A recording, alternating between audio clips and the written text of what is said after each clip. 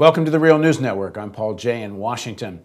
Across Europe, tens of thousands of people from Spain to Greece to France and many other countries have protested against austerity measures, which they say are shifting the burden of the crisis onto ordinary people and making them pay for things they say were mostly triggered by the American financial crisis and underlying issues within the system whereby a few people own a lot of stuff and most people don't. Now joining us, recently returned from his trip to Europe, is Professor Richard Wolff. Professor Wolff is a professor emeritus at the University of Amherst. Let me back up, professor of University of Massachusetts, Amherst, and he's also a visiting professor at New School, New York. All right, thanks for joining us, Richard. Thank you very much for inviting me. Okay, so talk a bit about your recent trip to Europe. What did you find? Well, the thing that was most arresting for me was the clear recognition by Europeans of all stripes that their dreams of somehow getting through this global crisis more easily, more smoothly, more quickly than the United States, those dreams are quickly fading. They're beginning to recognize that they're in for a long period of difficult struggles. I think it centers on the failure of the bailout of Greece, the contagion from Greece to Portugal, Italy, Spain, Ireland, and so on, and the sense that the policies that they're following, which are basically rather like the United States, trying to make the mass of people pay by using the taxes raised across Europe to bail out the creditors, mainly banks, of the defunct governments, is a strategy that will get them through. I think they're becoming aware that the amount of money is involved is very high, and that therefore the amount of austerity they have imposed on their people and will need to impose to raise all that money is very high, and that the mobilization and anger building in the mass of people is threatening their political lives. You can see it most dramatically in Angela Merkel, the leader of the most important economy in Europe, Germany, who had to hang tough on making sure that there was at least some suffering on the part of banks, very modest in this latest bailout, but at least some.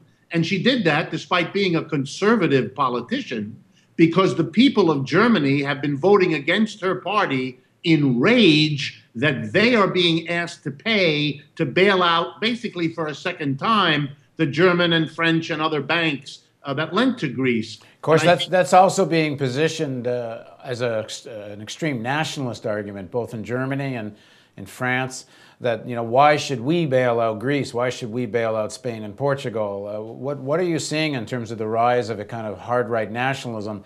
Of course, you have, a kind of sociopath like the guy in Norway, but he had some ideological kinship with this right-wing movement. I don't think that's the agenda to go kill people of that movement, but there's a more official right-wing nationalism developing, is there not? Right, there's a struggle. That is, the left, in a sense, is saying you are imposing austerity to bail out the banks and to save the credit institutions at the expense of the mass of people.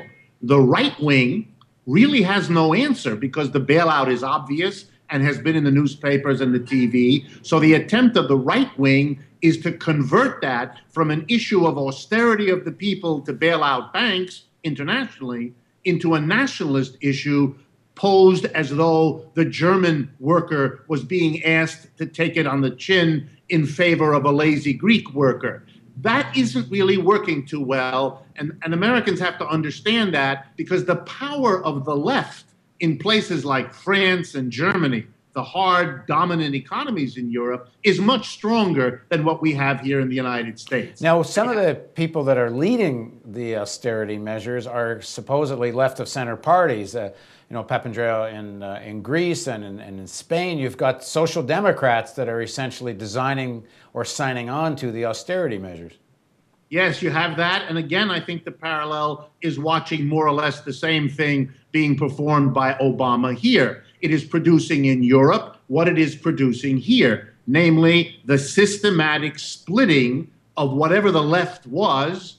Obama here, if you like, the Democratic Party, and in Europe, the socialists are splitting, giving space for new developments. Again, Germany is the best example, where you see the decline of the Social Democratic Party that supports austerity and the rise of the Left Party and the Green Party in Germany, which are, at least on paper, opposed to it. And so I think you're going to see a struggle in which the right tries to pose this as a nationalist issue, Greek workers versus German workers, but the left, in both countries, to be fair, is trying to argue, and has been pretty successful, that this is a program to impose austerity everywhere in favor of taking care of the banks, the insurance companies, the wealthy folks who are the basic creditors of the government and who had to lend money to those governments precisely because those governments chose not to tax corporations, insurance companies, and the rich, which, had they done so, they wouldn't have had to borrow this money. Well, why do you think the mass protest movement in Europe seems to be so, not just bigger, but more mature politically than anything we're seeing in North America? Because over the last 50 years, the decline of the left in Europe, and there has been one, is nothing like what happened in the United States. Americans have to understand, we on the left, and that's where I sit, we allowed, for a whole host of reasons, the Communist Party, the Socialist Party, the trade union movement in the United States to atrophy, to decline almost on a continuous year-by-year basis, to the point where they barely can survive now. Nothing like that happened in Europe. That is, they had declines. But if one left party declined, it was replaced by another left party and another surge. We had the development of the left party in Germany, which is a real model for all of Europe. And they preserved their trade unions and their left organizations. So when this crisis hit, they had the organizational muscle, the years of people accustomed to working with one another to change policy, so that they could find a way to mobilize and express in politically effective ways the left perspective. By contrast, in the United States, we have as many left folks as they do. We have a left criticism of what's going on, but we have let atrophy the organizations that we would need to translate left perspectives into politically effective, organized activity. Now, one of the things that doesn't seem to get as much attention, but it's, from what I can observe, is one of the main features of what's taking place through these austerity measures, is it's not just an attack on social programs and things, but it's very much about privatization, taking advantage of this crisis to take things that are from the public domain and privatize them, especially in Greece. I mean, how much is that an issue in amongst the opposition there, and to what extent does this find parallels in the United States? I think it's a very serious question in Europe. I think all eyes in Europe are on Greece to see whether this second bailout will be effective as it is supposed to be in forcing the Greek government to basically sell off in the neighborhood of 50 billion euros worth of public property. They're going to watch also very carefully what those sales mean. Will the private enterprises that buy at cheap prices from the Greek government, because it's forced to sell these properties, will they cut back employment? Will they move production out of Greece? How will it affect Greece? So it's not only a test case of will privatization happen, but it's even more an examination of what privatization means. And if it hurts Greece in the way that the Greek left predicts, it will harden the determination all over Europe, including in Greece, to reverse it, to prevent it, and to make a struggle against that part of what is going on. I think you need to see that we are at an early stage in Europe in this conflict.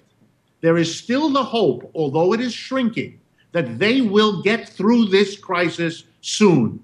Like Americans, they don't want to face the fact that the way they're proceeding has to do with a long-term decline of what they call the basic covenant for the mass of people, and what we in America tend to call the vanishing middle class.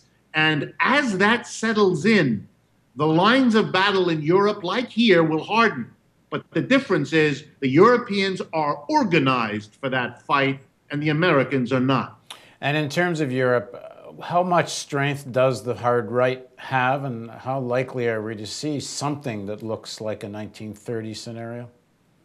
Well, I think they're struggling to get stronger. Their biggest problem, and I think that will replicate itself here, although we do have differences here. But the biggest problem in Europe for the right is that they are seen as stalking horses for big business. Big business is blamed in general for the crisis much more solidly than it is in this country. Europeans, unlike Americans, do not immediately blame the government when economic problems arise. If they're being fired by private employers, they blame them.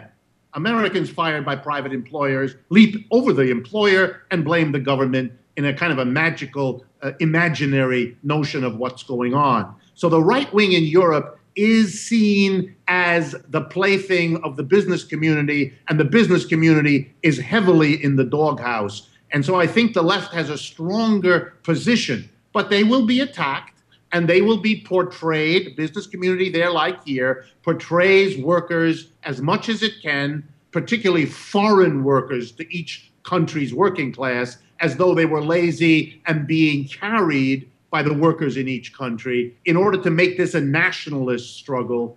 But my guess is that's not going to work, and the right is going to be pretty much, as it remains, marginal.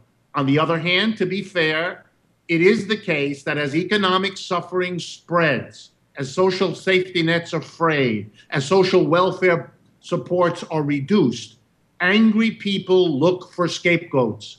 And the hard right in Europe is kind of unified around a horror of the immigrant, and to blame the immigrant, whether that person is Muslim or not, as the scourge that is taking your job, that is depleting the government of resources that it uses to sustain these immigrants who do not work. This scenario is being played out and attracts a certain portion of those being hurt. But there's a powerful left that has daily newspapers in every country, that appears on the radio on every occasion and on television. And they keep before the minds of the European people a very different story. And in the end, that story is about the capitalist class being the ones that are hurting you. And that plays a role in the consciousness of Europe that has no analogy here in the United States.